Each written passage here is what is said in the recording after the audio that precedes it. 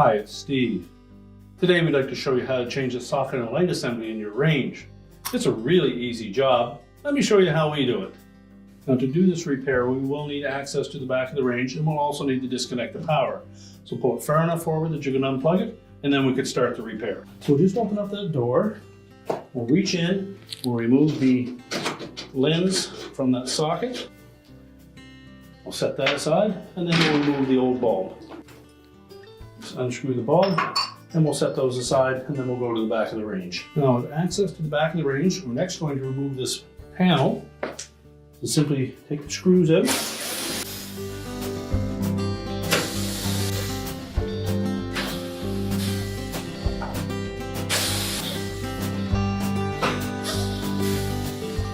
And we'll just flex that panel enough that we can pull those tabs out of the top.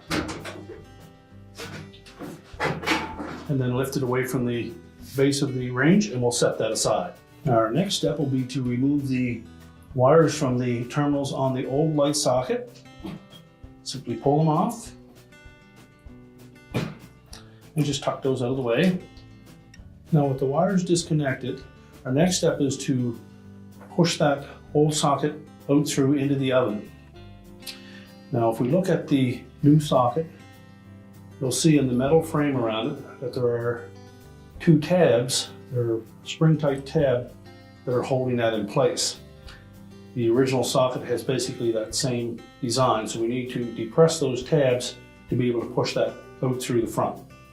So we'll need a flat blade screwdriver, and then we'll get into this area around that socket and depress those tabs as we push it out through. Now if you find that opening a little snug to be able to bend those tabs, then using a large pair of slip joint pliers, we're going to very carefully turn this socket assembly counterclockwise.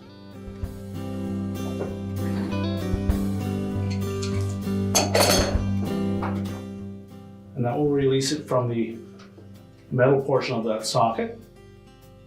And then we can reach in here and bend those tabs down and push that out through the front. Now with the porcelain part of that socket out of the way, we can then take a flat blade screwdriver and we'll locate these tabs, one on the bottom and one on the top. We'll simply go into that diagonal slot, just bend them up. Do the same for the top one, and then you can push that whole assembly out through into the oven. Now when installing the new one from the inside, all we want to do is make sure that these metal tabs are bent out slightly.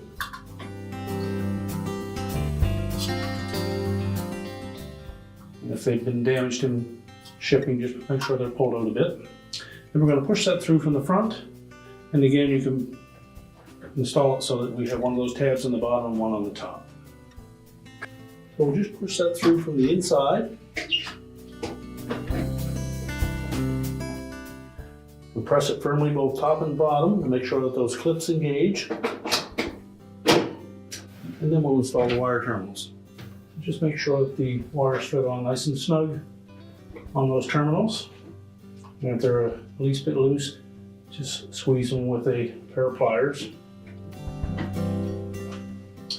Now with those installed, we're ready to put the back panel back on. Now when installing this back panel, we want to make sure that this raised edge in the center at the bottom fits inside of that housing. Just tuck it into place, tilt it up, and then we'll flex that enough that we can slide those two tabs on the edges in underneath.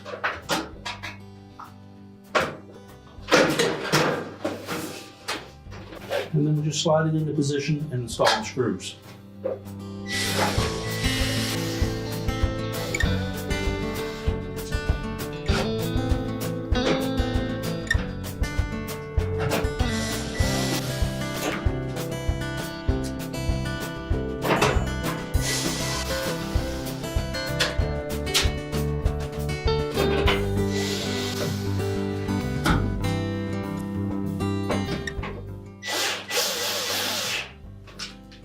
Now with the back panel secure, we're ready to push the range back into place. We're now ready to plug the range back in, push it back into place.